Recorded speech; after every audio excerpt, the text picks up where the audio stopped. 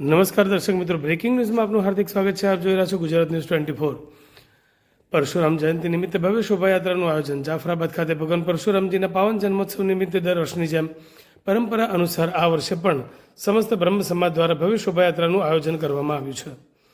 આ શોભાયાત્રામાં મોટા ઉચણીયા શ્રી રામજી મંદિરથી પ્રસ્થાન કરી શહેરના મુખ્ય માર્ગો પરથી પસાર થઈ શ્રી કામનાથ મહાદેવ મંદિર સુધી પહોંચી અને ગિરિરાજ ચોકમાં પૂર્ણ કરવામાં આવી હતી. આ શોભાયાત્રામાં ભક્તિભાવ અને ધર્મ પ્રેમનો અનોખો સંગમ જોવા મળ્યો હતો. મોટી સંખ્યામાં ભક્તજનો જોડાયા હતા અને સમગ્ર શહેરમાં ધાર્મિક અને ઉત્સાહભર્યો માહોલ સર્જાયો હતો. માર્ગમાં વિવિધ સ્થળોએ ભક્તજનો માટે શરબત, પાણી અને સ્ટોલની સુંદર વ્યવસ્થાઓ કરવામાં આવી હતી.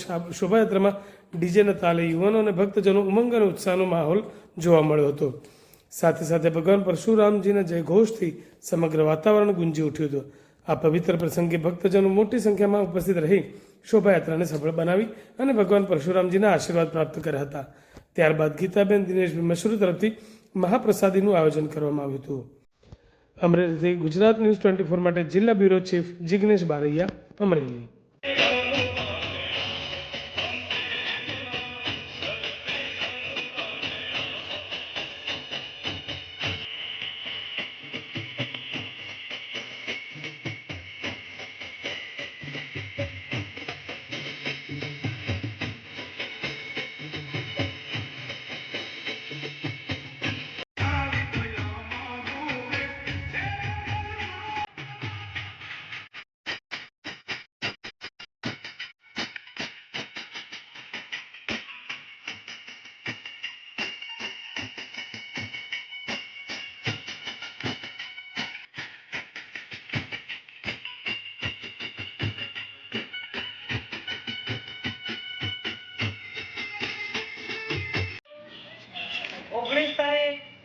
રવિવાર અને પરશુરામ જયંતિના ઉત્સવને ઉજવવા માટે બ્રહ્મ સમાજની કમિટીએ અને અમારા ભૂદેવના તમામ વડીલોએ અમને સાથ સહકાર આપી અને અમારા 15-20 દિવસના જહેમતથી અમે આ કાર્યક્રમને, અમારા પરશુરામ ભગવાનના આ તહેવારને ઉજવી શક્યા છીએ.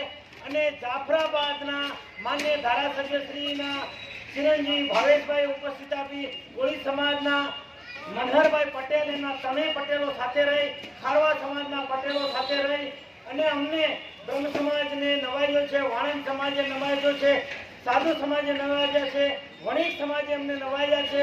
આમ તો જાફરાબાદની તમામ જનતાએ અમને સાથ સહકાર આપી અને અમારા આ કાર્યક્રમને બહુ ઉજળો બનાવ્યો છે. એટલે બધાનો ખૂબ ખૂબ આભાર. પત્રકાર પરિષદનો ખૂબ ખૂબ આભાર. પોલીસ સ્ટેશનના તમામ અમારા રક્ષકોએ અમને સુરક્ષા આપી અને એમનો પણ ખૂબ ખૂબ આભાર. નગરપાલિકાએ અમને સ્વચ્છતા અને ડીડીટી ને બધું છાંટી અને અમને સાથ સહકાર આપ્યો છે. નગરપાલિકાના પ્રમુખોએ અને અમારા તમામ જાફરાબાદના અમારા બ્રાહ્મણોના હિતેશોનો ખૂબ ખૂબ આભાર માનું છું. બસ જય જય પરશુરામ.